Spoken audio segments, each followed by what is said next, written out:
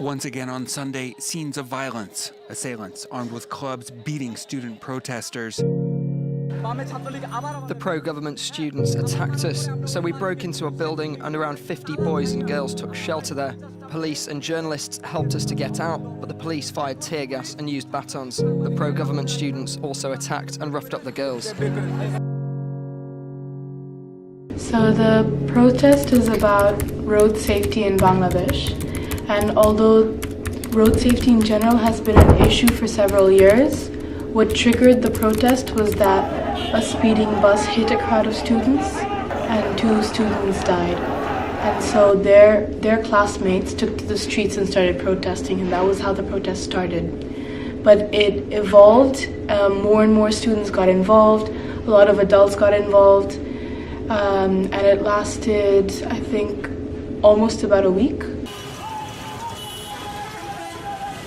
The thing about Bangladesh is it's quite a small country compared to the large population that it has. Dhaka itself, the capital, has 15 million people, and the roads are always congested. There's so many people walking around. The safety is definitely not the best because there are so many cars and traffic rules aren't as strict as it might be in the UK or other European countries or even in America, etc. So yeah, it is quite a challenge every day when you're on the road to cross or just casually walk on the footpath.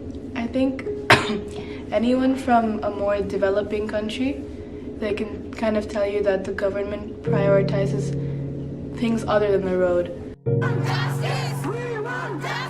It really started this way of demonstrations, and it's quite a way of concern in terms of Bangladesh politics. At all levels, corruption in education. It's a never-ending list. It's been huge. Source of letting everyone else know was basically through Facebook Live videos and Facebook posts and everything, and they were getting deleted.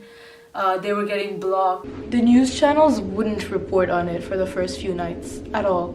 They wouldn't talk about it because they knew that if they mentioned it, they would get into trouble either with the government or the people because they were on opposite sides.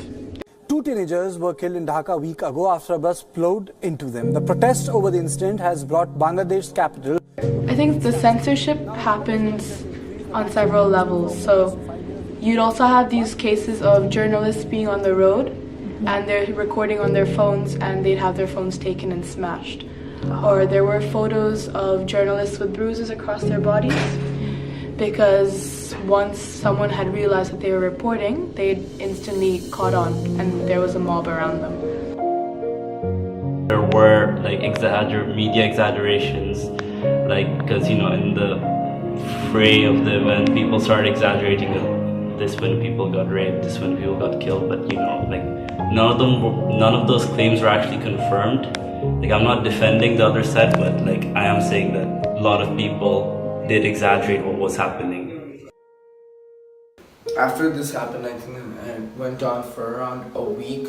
The protest pretty much stopped because Bangladeshi people just practically the government had too much control over what was going on, so the students couldn't protest anymore. Schools were back up again.